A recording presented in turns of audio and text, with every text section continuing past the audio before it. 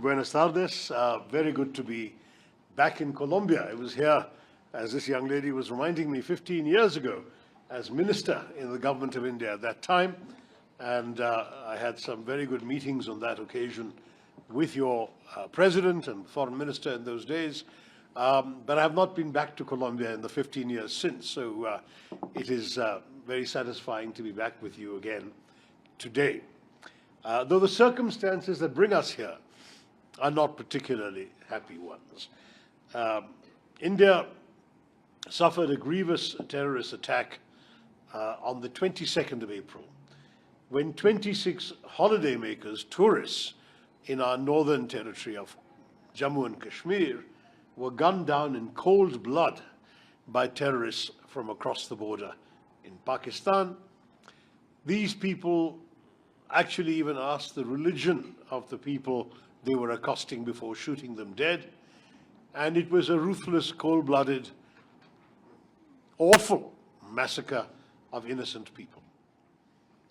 When this happened, of course, the world rose up to condemn the terrorist attack, but that was as far as it went. There was no action taken, not even by the country where these people had emerged from, namely Pakistan. Nobody was arrested. There was no attempt at any prosecution. India decided that this kind of outrage could not go unpunished.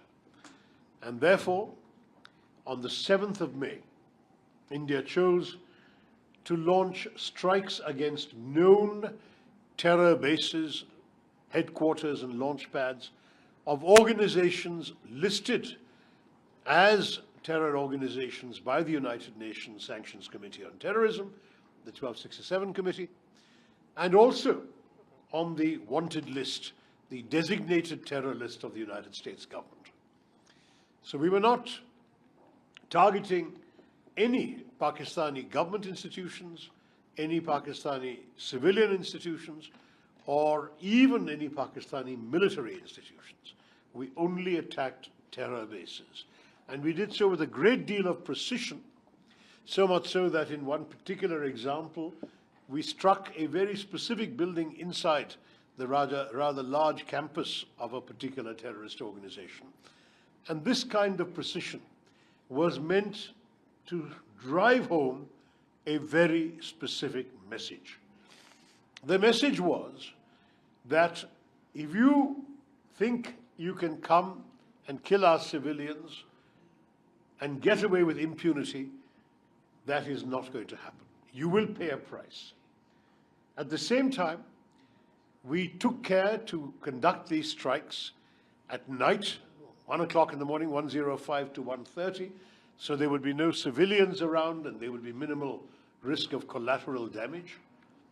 And because of the care with which we had avoided any other target, we were quite confident that the only victims of these attacks would be people located in or residing in these terror headquarters, and indeed so it proved. In fact, the next day there was a well-publicized funeral of one of the terrorists on the sanctions list, and you will be interested to see that that funeral was attended by uniformed senior military and police personnel from Pakistan. That is the extent of complicity that we are seeing between the terrorists who perpetrate crimes of this nature and those who finance, guide, train, arm, and equip them, and who provide them safe haven to continue their training and their other awful deeds. This was then followed by an 88-hour conflict. I will not call it a war, but during that conflict, the Pakistanis shelled indiscriminately. They killed 19 civilians in the district of Poonch by hitting, amongst other things, a Gurudwara, a Sikh temple, a convent of the Carmelites of Mother Mary. They hit civilian homes, they hit cars, residential areas. And in retaliation, India also shelled back. We have then been at the receiving end of a barrage of missiles and drones, which were blocked by our air defenses, and we in turn struck Pakistani military airfields. At the end of 88 hours of these exchanges of strikes, the Pakistanis asked for a cessation of fire, and India immediately agreed. And the reason we had agreed is from the very beginning we had said we had no intention of starting a protracted conflict. We just wanted to teach a lesson to the terrorists alone. And we had said to the Pakistanis, if you don't retaliate, we will not retaliate. If you stop, we will stop. And that's why the war was able to end as swiftly as it did. Now, I want to stress to you, Colombia has good relations with India. We have $1.5 billion of investment in this country, in Colombia, from India. We are a country that is interested and focused only in economic growth, in development, in the well-being and prosperity of our people. Not that many years ago, a large number of our people were still living below the poverty line. For us, the biggest challenge is bringing them into prosperity in the 21st century. We have no desire to be distracted by any trouble on our borders or any conflict. We are very happy to leave our neighbor Pakistan alone if they will leave us alone. Sadly, however, what we are seeing is that Pakistan is not content with the status quo. They seek something we have that we are not going to give them, and that is our territory in Kashmir.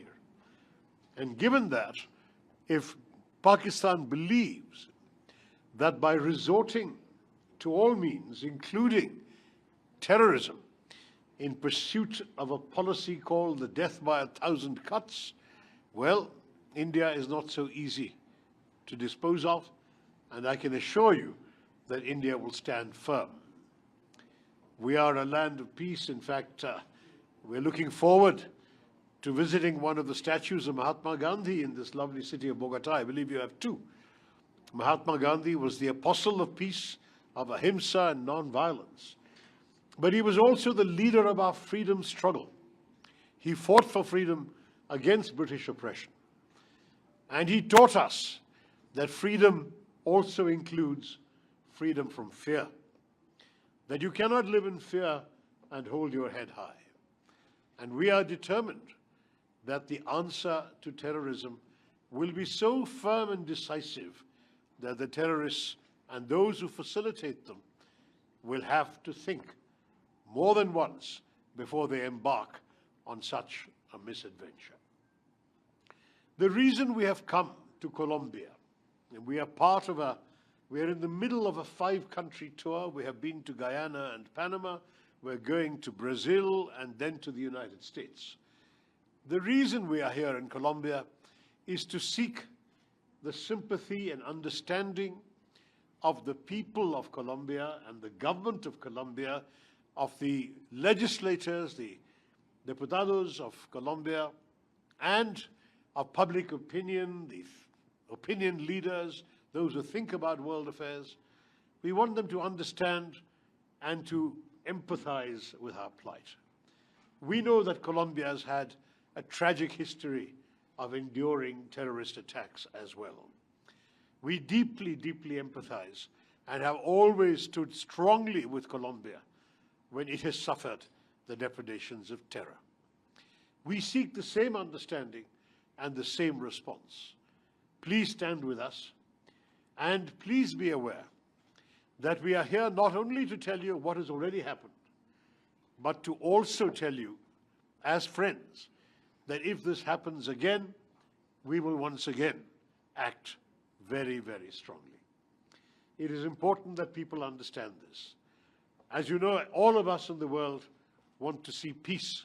Whenever something happens, the immediate response of the world is peaceful solution, peace, calm, non-violence, dialogue. And that is our preference too. But you cannot talk peace with a gun pointed at your head. And that is our reality. We will respond to what has been done to us as we judge necessary. And as I say once again, we seek your understanding and support in our struggle and our fight against terrorism. I'll stop there. So many of you, I'm sure you have questions. I'll be very, very pleased to respond. Thank you, and Jai Hind. I'll certainly happy to turn to you later. Let me get a Colombian journalist first. Yes, sir. There's a mic coming.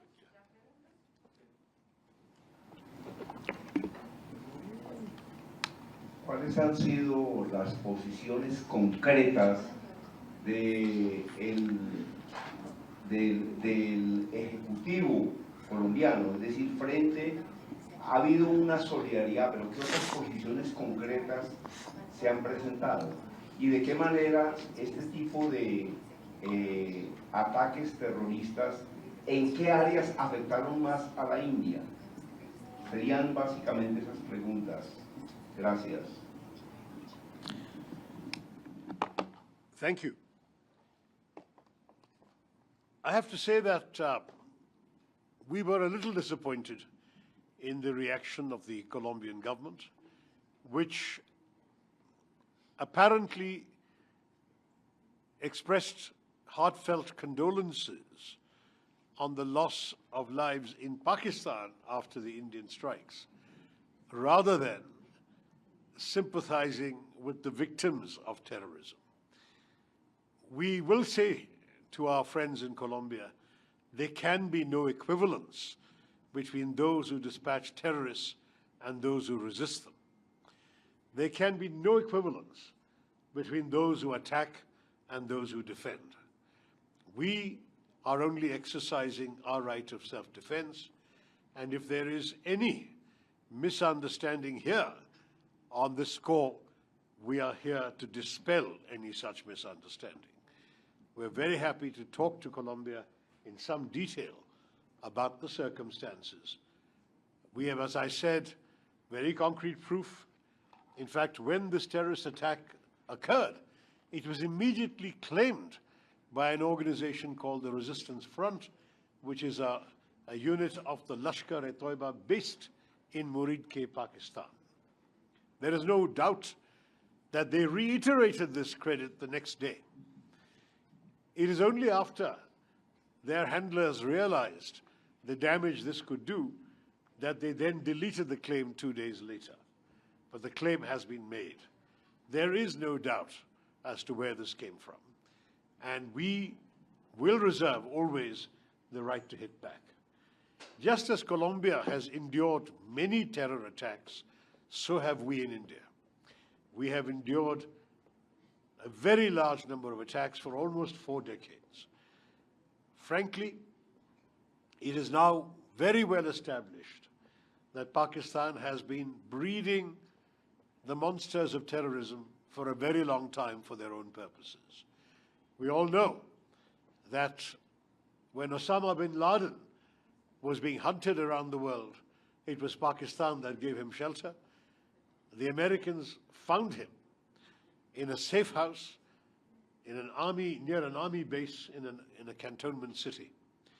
In other words, they found him and killed him, the world's most wanted terrorist, in Pakistan, a country which sadly has incubated terrorism for some years now, for at least 4 decades now. And for this reason, we would like the government and people of Colombia to understand that there should be no equivalence. Lives lost, maybe lives lost, but the lives lost in India were those of tourists, of civilians, of nuns, of worshippers, of ordinary people. The lives that were lost in Pakistan were the lives of terrorists, well-known terrorists. There is a difference. On your second question as to where the damage was done this time overwhelmingly in the states bordering Pakistan, that is in Jammu and Kashmir. Also, I think they might turn this off, the sound is not. Also in 1 or 2 districts of our neighboring state of Punjab, which is right next door to Pakistan, and to somewhat lesser extent in the state of Rajasthan. In other words, the Pakistani shelling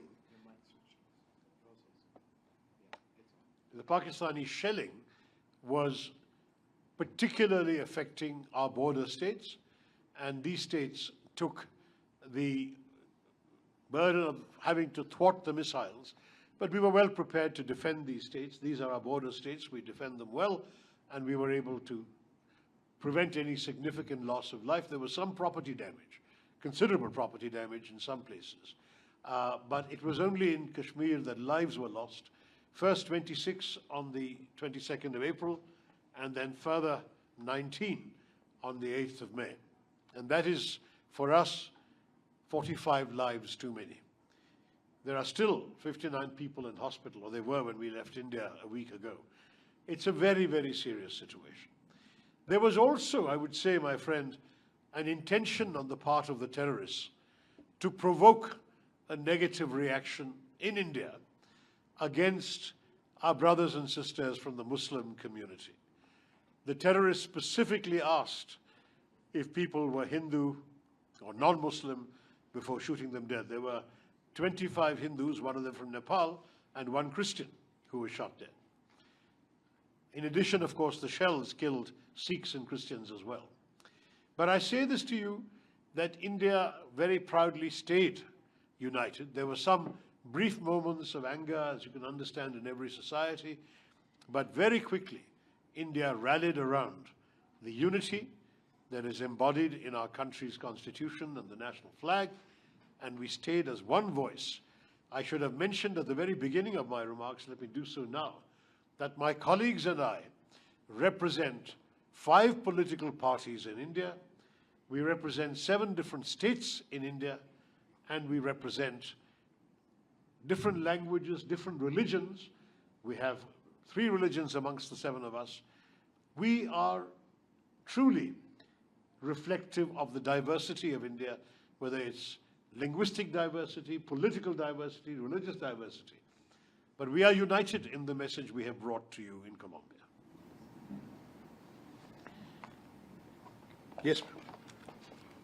¿Cómo imagina la India una hoja de ruta sostenible para la paz con Pakistán, dados los persistentes desafíos del terrorismo transfronterizo y la desconfianza política?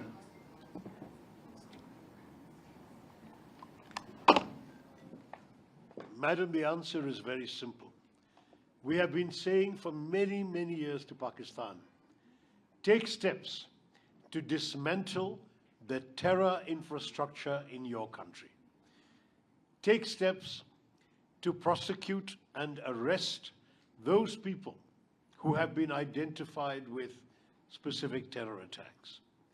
Please understand, madam, that we are talking about one notorious case, the killings in Mumbai in 2008, when as many as 170 ordinary people were gunned down by terrorists from Pakistan. One of them was captured alive. His identity could not be concealed.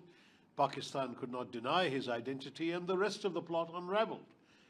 Detailed dossiers were provided. Western intelligence agencies had information.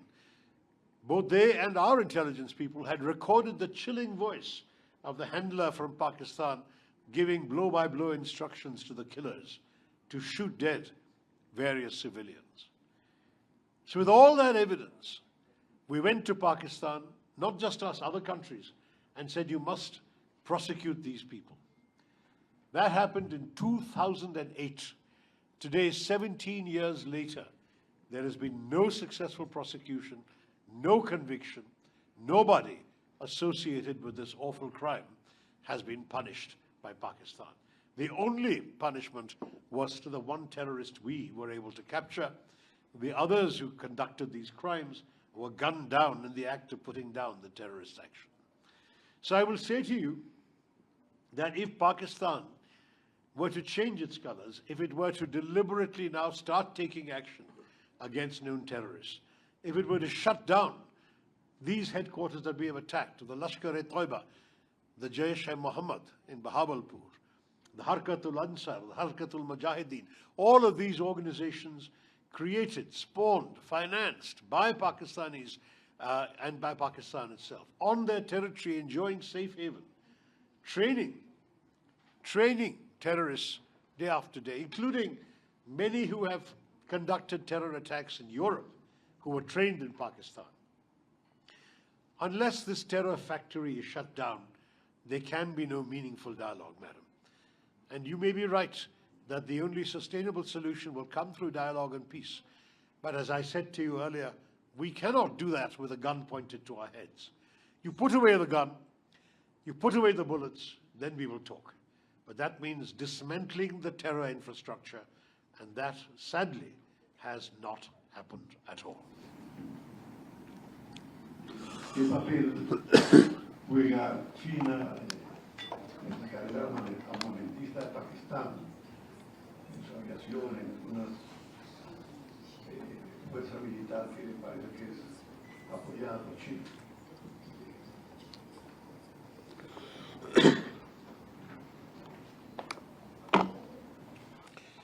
Yes, sir, we are quite conscious of what you are saying.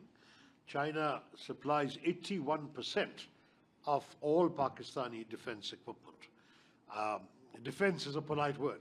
Pakistani military equipment, much of it is not for defense, but for attack. We also know, and this is something which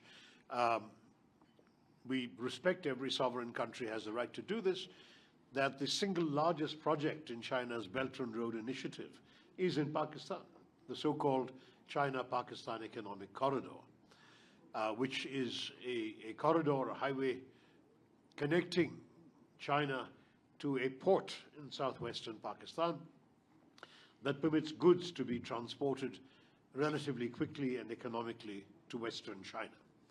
So we are aware of that. And our concern is not with the rights of the Pakistani people to pursue development. Of course, they may do so, including with the partnership with China. Our quarrel is only with the perpetration of terror against us. If that will stop, the rest won't matter. We will pursue our own development, and we will happily leave Pakistan alone to pursue their development. With the blessings and help of China, no problem. But not when it comes to terrorism.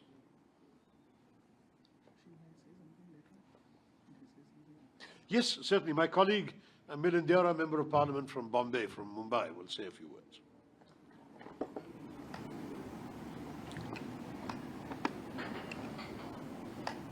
Yes, it's on. Buenas tardes. Firstly, this is my first visit to your beautiful country, Colombia.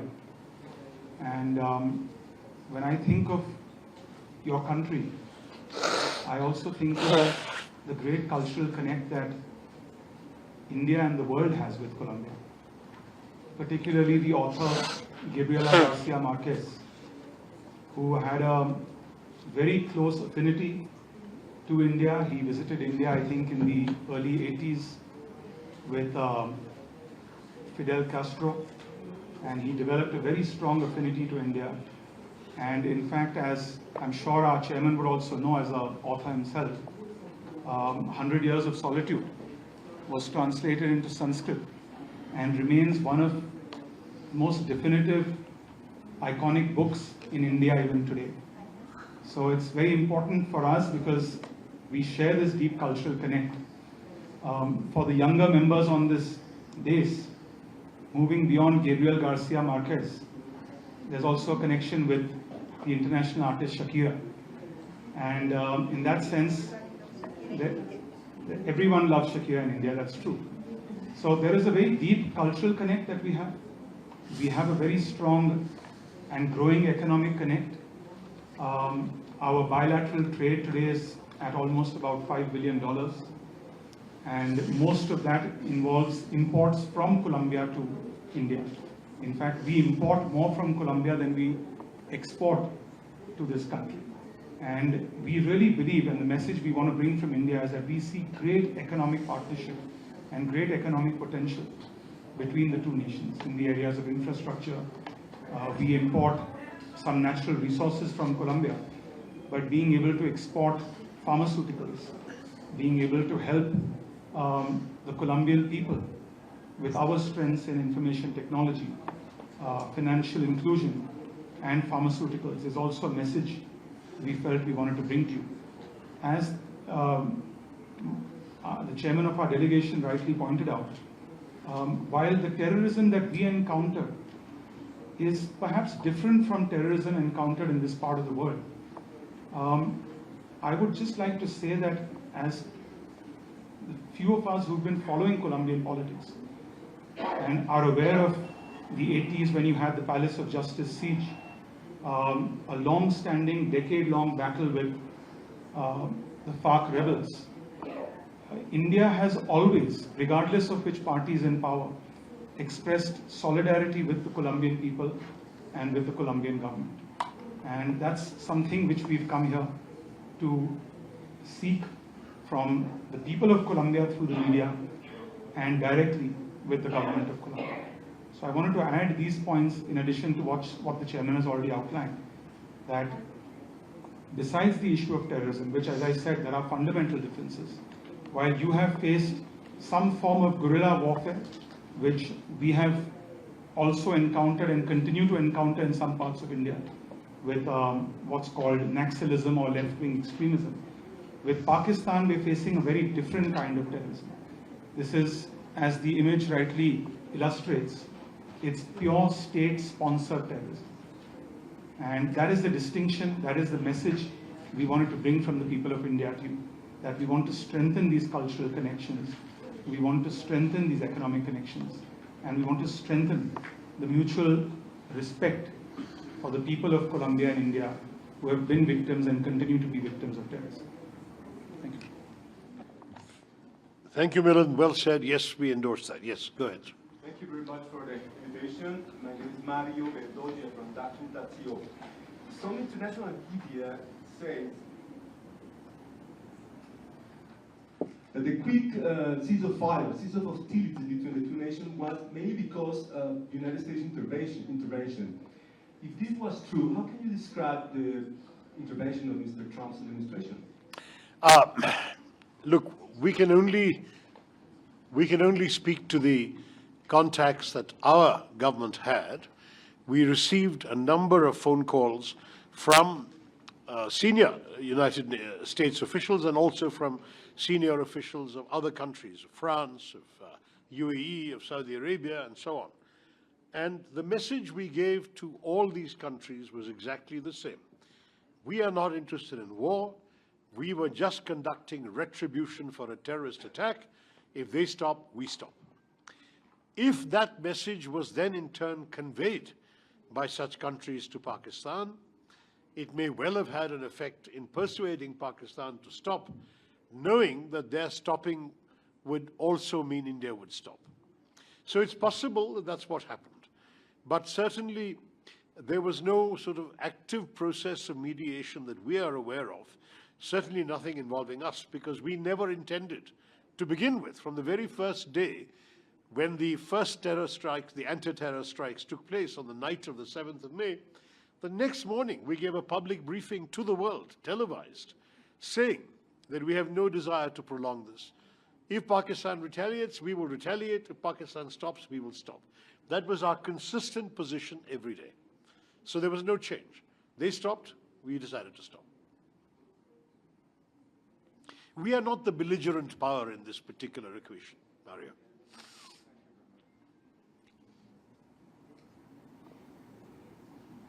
Yes, Aisha. So this is Ayush Shinwal from ANI. I just have one question. You had a very successful visit to Guyana and Panama, and the countries gave you a very strong word of support against terrorism and also against countries supporting terrorism. What are your expectations from Colombia, given the fact that Colombia is expected to be a part of the United Nations Security Council from next year, where Pakistan is already a non-permanent member? Well, we certainly wish Colombia all the best in its service on the premier body for peace and security of the United Nations. We understand that Colombia is contesting unopposed at the moment, and assuming that status continues, then it will be elected without any problem. And I do want to say that we would be very, very happy to be in regular dialogue with Colombia during its service in the Council on all international matters affecting us. On the question of our expectations from this visit, as I said at the beginning, Ayushi, we are here looking for understanding. We want Colombia, the government and people of Colombia, the Parliament of Colombia, the think tanks and idea makers and shapers of Colombia to understand what we have just been through. And if they have that understanding, we are confident we will have their sympathy and support, which we also hope to get. But first we need to understand, because we have the impression that perhaps the situation was not fully understood when that one statement came out after the Indian attacks began. Understanding is extremely important for us. We are a country which really has been a force for constructive progress in the world. We are proud of our contributions to the United Nations in areas like peacekeeping and development and fighting the environment, all sorts of things. India has never been a country that wishes to be seen in the context of war and terror. This has been inflicted upon us, and we are simply not going to take it lying down. That's what we want people to understand. And we certainly hope that other governments will tell those who give safe haven and protection to terrorists to stop doing so. That would be very helpful indeed as well, in the Security Council or outside it. Yes, of course, sir. Tejasvi Surya, Member of Parliament from Bangalore. Thank you, Chairman. Our very first impression about Colombia and India relationship, we were discussing amongst ourselves, especially after the briefing by our ambassador, is that there is immense potential for collaboration and trade between the two nations. Just as we exited from the airport today, we were welcomed by a large holding of a software company from India, Zoho Corporation, which is very actively working here in Colombia. We also learned that Colombia is the second largest market for Indian two-wheelers outside of India. Most of our two-wheeler automobile brands, whether it is Bajaj, whether it is Hero, whether it is TVS, all of them are the favorite two-wheeler brands here in Colombia. Royal Enfield. Royal Enfield. And just yesterday I was talking to two very large electric vehicle two-wheeler manufacturers based in India. Because as you are aware today, India is the largest manufacturer of electric two-wheelers in the world. And they are extremely keen to expand their operations and also make investments in manufacturing in this part of the world to cater not just to the immediate Colombian market, but to the larger Latin American market as well. Therefore, the message that we are taking back from here to our respective constituencies, respective states, is that Colombia offers massive economic opportunities and potential for Indian companies. The relationship will only further strengthen, and of course, with Colombia's election to the Security Council, we hope it will be further strengthened by the understanding of the security challenges that India is facing in our immediate geography. Thank you. Thank you, Tejasvi. Any other questions or clarifications we can give? Yes, sir. Gracias.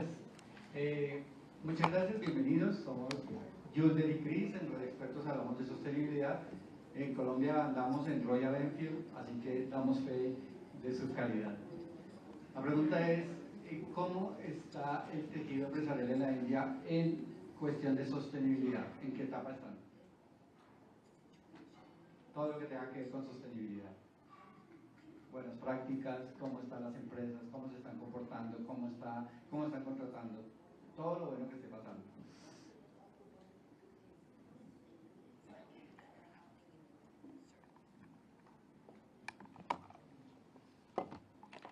Thank you. We very much share your concern with sustainability.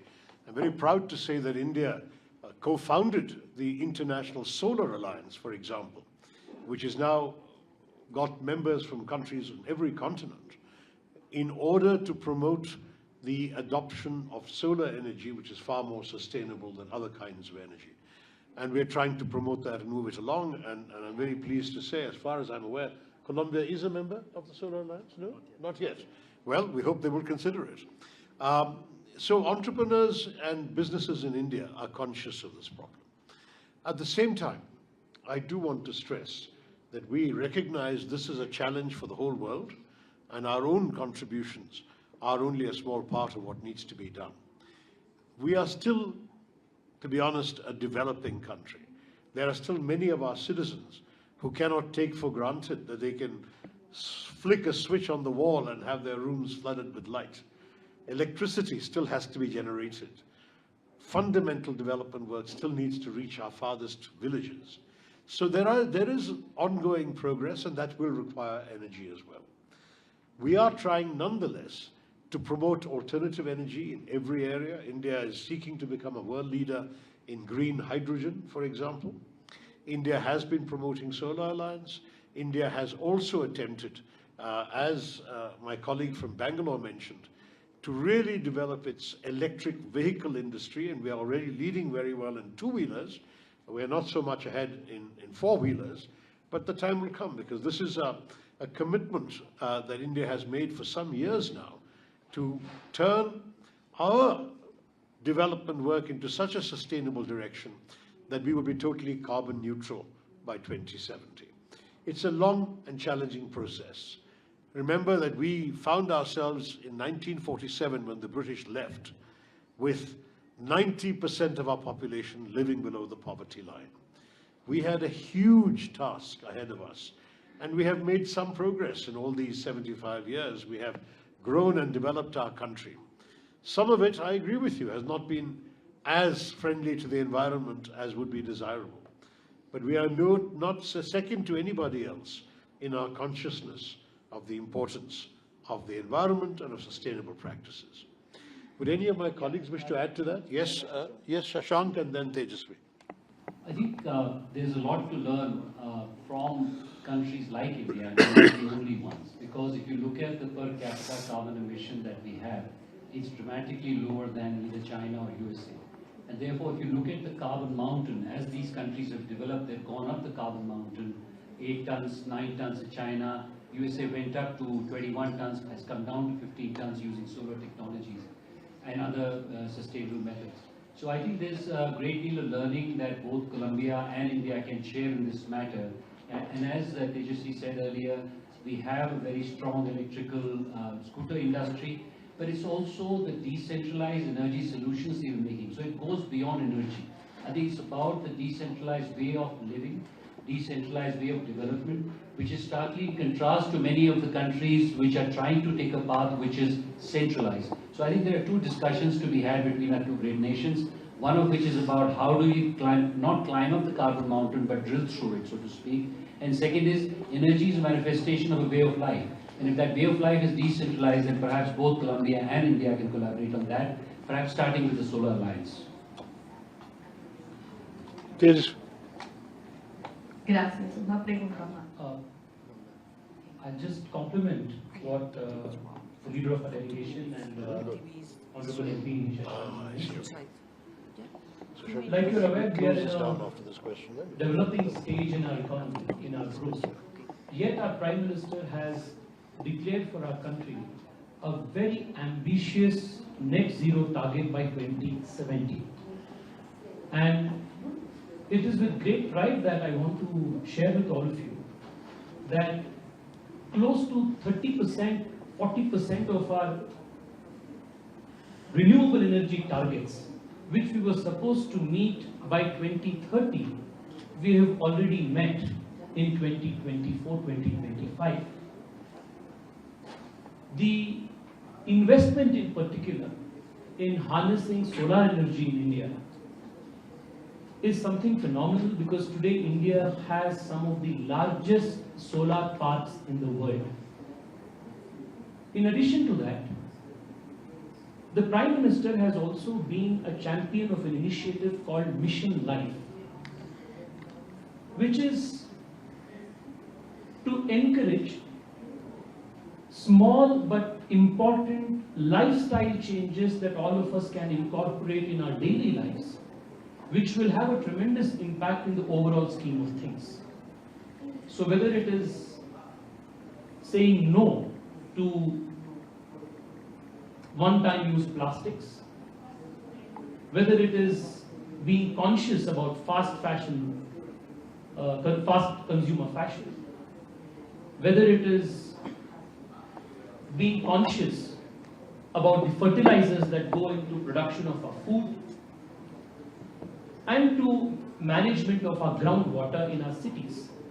Mission Life is a very comprehensive approach to bring individual actions in a more conscious manner to a collective scale, so that India achieves the net zero target by 2070.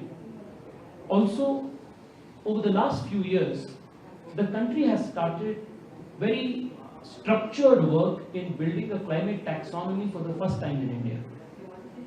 And once that climate taxonomy structure is put in place, it is further going to strengthen the country's efforts towards addressing climate change and enforcing sustainable development.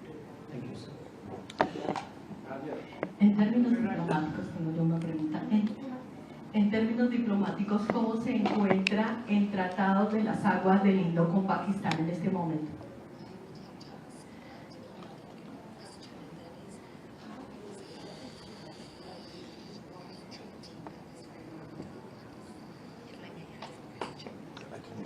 Indus Water Treaty, what is the status?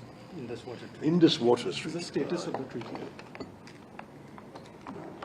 Madam, the Indus Waters Treaty was one that was offered by India to Pakistan in early 1960s in a spirit of goodwill and harmony. In fact, those words occur in the preamble of the treaty. Sadly, that goodwill has been repeatedly betrayed by the terrorist actions of the last 4 decades. Even though we have had terrorism and war inflicted on us, the treaty has remained in place. But this time, our government has placed the treaty in abeyance, which means it is in effect suspended. Its operations are suspended until such time as we get satisfactory indication from Pakistan that they are prepared to conduct themselves in that spirit of goodwill that is provided for in the preamble of the treaty. We are very conscious that we have been a generous neighbor when it comes to the operation of the treaty. We are an upper riparian state.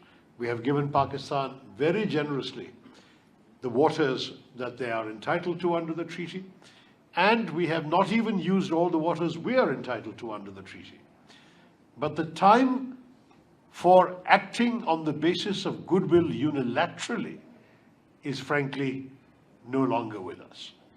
We feel that goodwill is a two-way street, and Pakistan must also show that it is capable of acting in good faith before we have an opportunity to resume the full operations of the treaty. Let me add one more thing. For several years now, even before this particular problem arose, India has been requesting dialogue with Pakistan on the treaty because of numerous factors that have developed since the treaty was concluded 65 years ago. One very important factor is climate change. Global warming has meant that the glaciers in the Himalayas are melting. There will soon be an increase in water flow, but it will then be followed with a reduction in water flow as the glaciers change. We need to talk about this and take measures and steps for it. Secondly, there has been significant demographic change. The usage of water in Pakistan is, broadly speaking, now unsustainable because of the number of people drawing water from the Indus. there has also been technological change. The restrictions placed in the treaty reflect the dam engineering technologies of the 1950s. Today, there are new sophisticated technologies available, which would make it possible for us to have modifications which do not harm anybody's interests, but which would enable both sides to have more water used. All of these things, India has been requesting dialogue with Pakistan under the provisions of the treaty, but Pakistan has refused to cooperate and talk to us. So we would suggest that Pakistan first take active steps to dismantle the infrastructure of terrorism and show the goodwill we're looking for. And second, that they also engage with us seriously at the level of experts on all these issues. But these are issues which certainly cannot be ignored with the passage of time. I think we seem to have exhausted your curiosity. Let me thank you all very, very much for having taken the trouble to come to us. I hope our message has been clear. My colleagues and I look forward to a very good visit to Colombia. We have a number of meetings this evening and tomorrow, including with the Vice Foreign Minister in the absence of the Foreign Minister, with the National Assembly of Colombia, and with many other opinion shakers, think tanks, and so on. I'm sure that you will all get more news of our discussions and conversations tomorrow, but we remain available through the embassy for any further clarifications. My colleagues can always be there to assist you, even if I'm tied up in anything else, so I'm very happy to leave them to you. I have an interview right now, I'm told, but my colleagues are willing to remain if any of you wish to continue to talk to them. Thank you very much, and Jai Hind.